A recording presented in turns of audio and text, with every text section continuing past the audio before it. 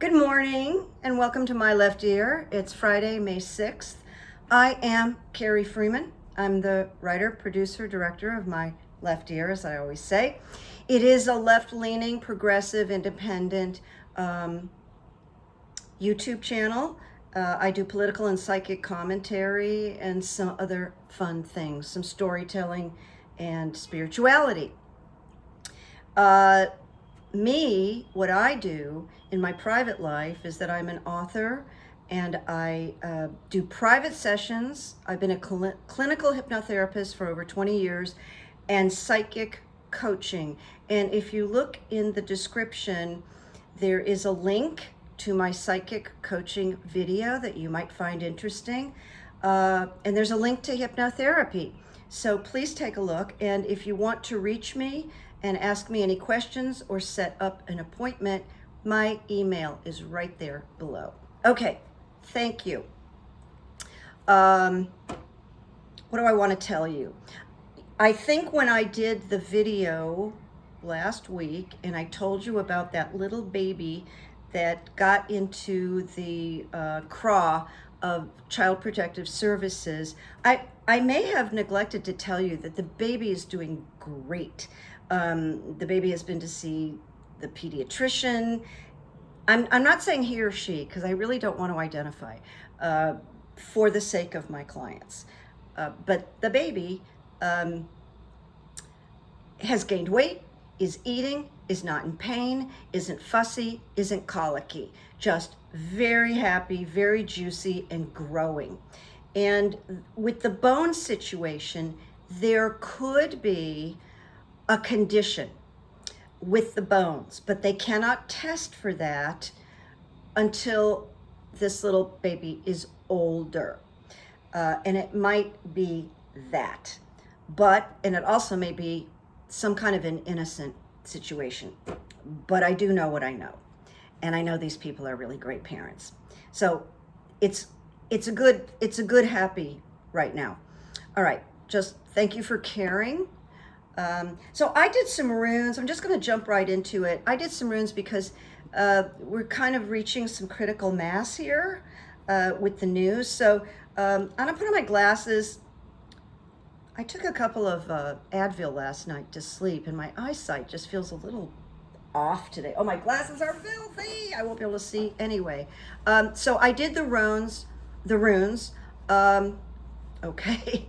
I mean, this is the question.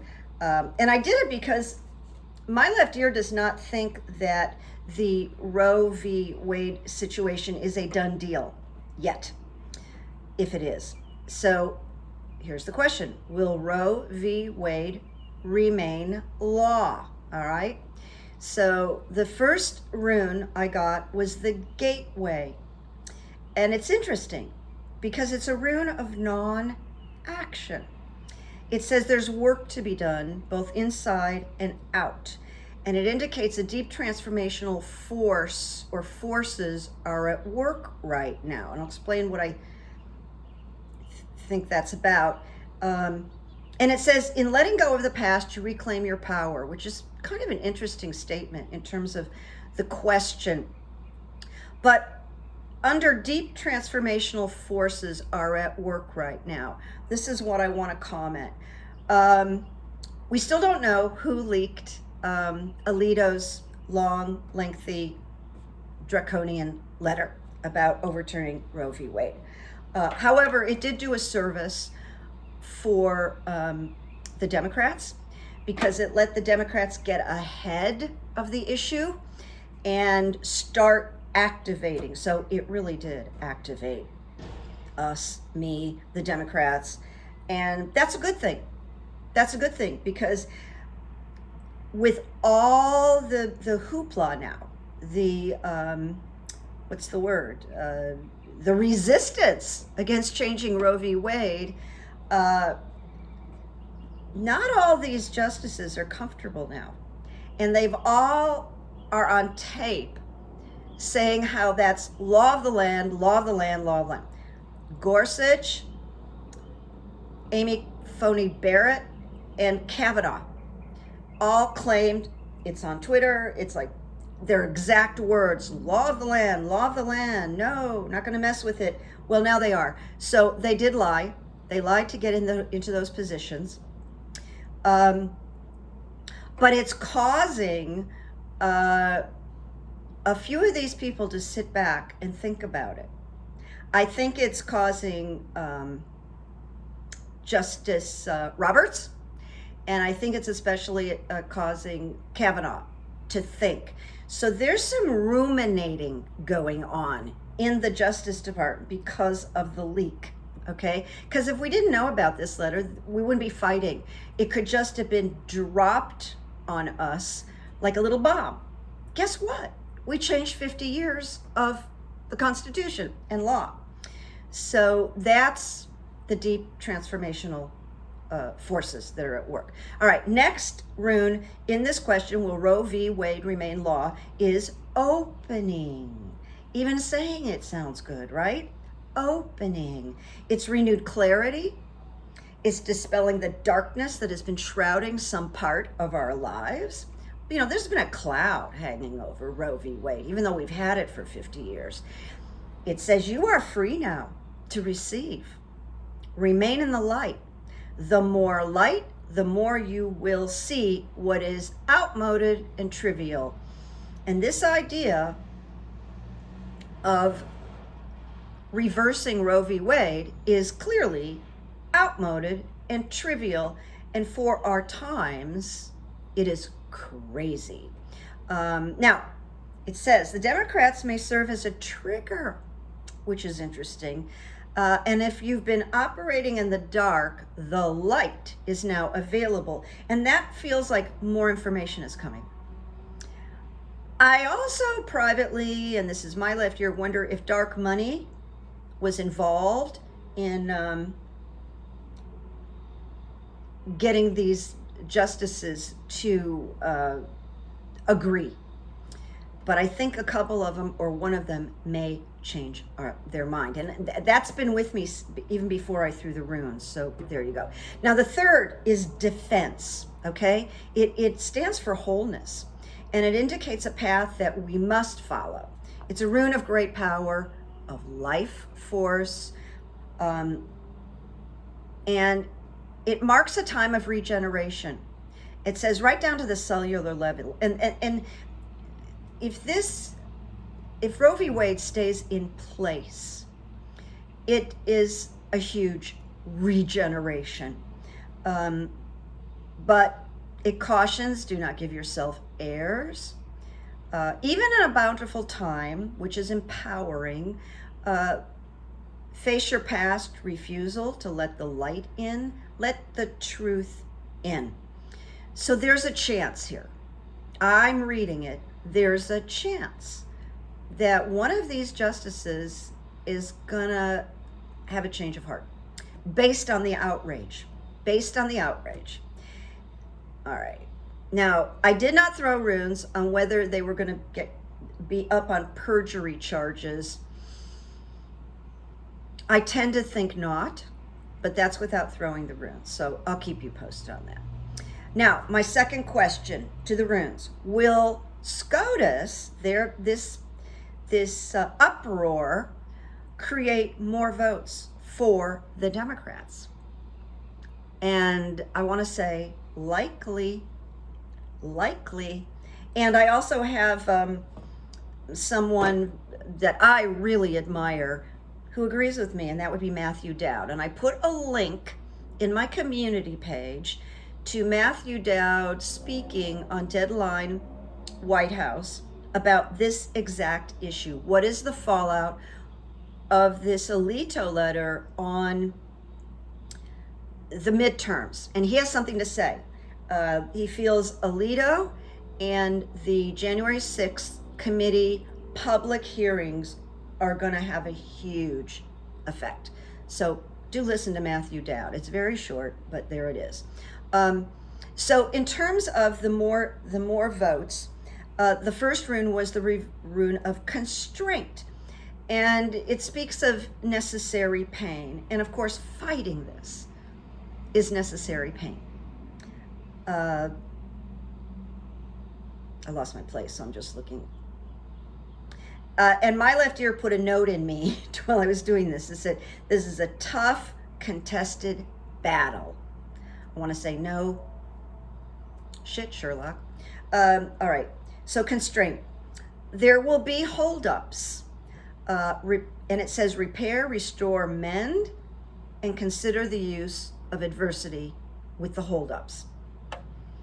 And the holdups are probably, even if it's a tsunami of votes by the Democrats, the GOP, the Republicans are going to fight it. They're going to say it's illegitimate, and that's the adversity, according to my left here. Then defense, wholeness. Defense stands for wholeness. It indicates a path we must follow. It's a rune of great power, making life force available. So did I repeat that? Yes, I did. Sorry. Partnership. Partnership is the last rune of this question about will there be more votes for the Democrats because of the Alito letter and the leaking of the Alito letter. So the last rune is really lovely. It's the rune of partnership. Partnership. And it's a gift. It's a partnership is at hand. But it says, do not collapse into that partnership. It has no reverse because it's like an X, like that. So no matter where you turn it, it's the X. But Scotus is humiliated because of this. And John Roberts wants to find the leaker. Like that's the big issue, the leaker, not choice. Because they're embarrassed. They're embarrassed that this came out and it gave us a head start. We know what's up. And I called Alito's, I guess it's a brief, disgusting. And it was supposed to blindside us. It did blindside us, but it blindsided early. So we're on it. The fight is on. This is what they don't like. It's not the leaker. And by the way, the leaker did not do anything illegal. So that's interesting. Now, let me just repeat this again because I have it in front of me. Matthew Dowd thinks it will create more Democratic votes. The leaker has not committed a crime. And I said Scotus is humiliated. They want to find that leaker. Like that's important, and it's really not important. The issue at hand is what is important. So I repeated myself there, but I'm passionate about this. What can I say? Also, all over Twitter, people are retweeting and tweeting that these three justices lied. They perjured themselves. So we're keeping an eye on this. And like I said, I am not convinced it's a done deal. So let me just see where I go. Midterms. Well, I kind of answered this question. Will the Dems lead? And the answer is the runes seem to think so, and my left ear seems to think so. And I'm sorry if it sounds too good to be true. It's not a given, but it's indicated. And Journey is concerned with the attunement of something that has two sides. No kidding, there's two sides here. It talks about the reunion that comes at the end of a journey. And material advantages must not weigh heavily on this journey of self-healing. Really shouldn't be about money. This rune has an element of joy because the end is in sight, and I put winning. No longer burdened by what you've left behind. It's interesting. And then the next rune is opening again, renewed clarity, dispelling the darkness that has been shrouding some part of our lives. We're free now to receive votes. Remain in the light. The more you will see what is trivial and outmoded. And the Democrats will be serving as a huge trigger, especially because of the January 6th committee. And the light is now available, and it's getting lighter and lighter, because certainly January 6th is going to shed light. And then the last rune of this question about the Dems in midterms is protection. Interesting. New opportunities and challenges are called for here. And it's concerned with the control of emotions. So I want to just say, if we're happy as Democrats, progressives, independents with the outcome, we need to kind of keep a low profile and not shove it in people's faces. Don't collapse.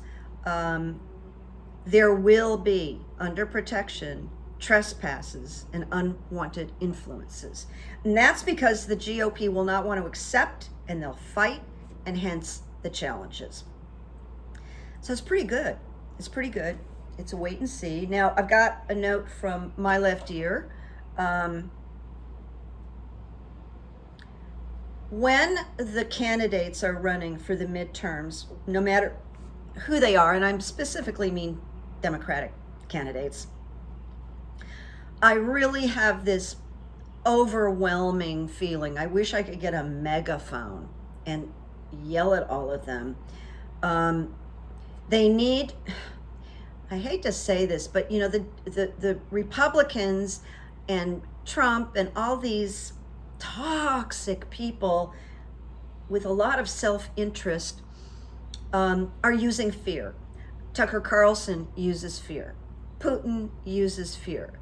The GOP uses fear. Well, in a sense, the Democrats need to use a little fear here. And it's a little bit harmless, but it's true.